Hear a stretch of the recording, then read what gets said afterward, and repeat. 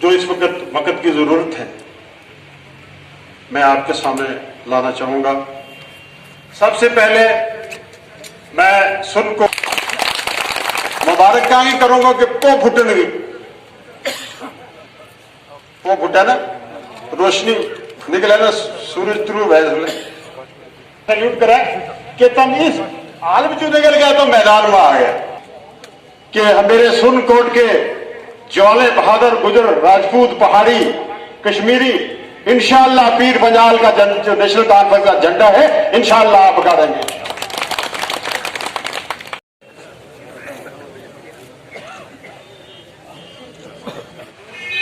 फखरे पुंछ हिफाजत से खुश आमदीद कहता हूँ सुरन कोट में। हमारा नारा होता है हिंदू मुस्लिम सिख अकाल। हमसे छीन के हमें बिल्कुल ही एक अपाहिज बना दिया गया है। हमारी किसी जगह पे कोई सुनवाई नहीं है। हमारी सुनवाई इसलिए नहीं है क्योंकि हम लोग उसके कारण है। अगर हम लोगों ने एकता जताई होती और हम लोगों ने अगर अपना वोट बैंक जाया नहीं किया होता, आज हम इस चीज को फेस नहीं कर रहे होते। अनएम्प्लॉयमेंट मैं हैरान होता हूं जब बीजेपी वाले अभी भी चिल्लाते हैं कि हम जी वो है, हम जी ये है। आपके मैनिफेस्टो में था इस रियासत को डाउनग्रेड करके यूटी बना दिया। अभी भी इनको शर्म नहीं आती है या आप लोगों के सामने जाते हैं।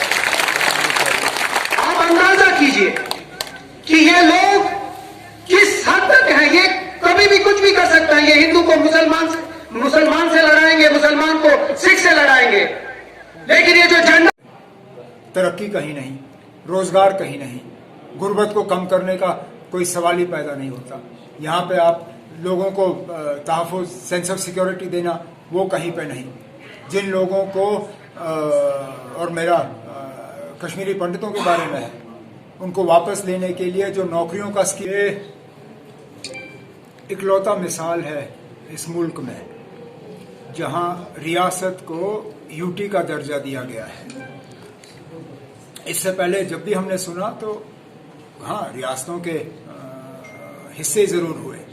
बिहार के 2 हिस्से हुए, मध्य प्रदेश के 2 हिस्से हुए, इसी तरह आंध्र प्रदेश के 2 हिस्से हुए। रियासतों के हिस्से होते हैं, लेकिन हिस्सा करने के बाद उनको डाउनग्रेड नहीं किया जाता, उनको यूटी नहीं बनाया जाता। इससे पहले जब तब्दीलियां आई तो यूटी को स्टेट का दर्जा दिया गया। ये पहली मर्तबा है कि एक स्टेट को जो है 2 हिस्से किए गए और दोनों हिस्सों को यूटी बनाया। और क्यों किया गया ये भी कोई समझा नहीं सकता।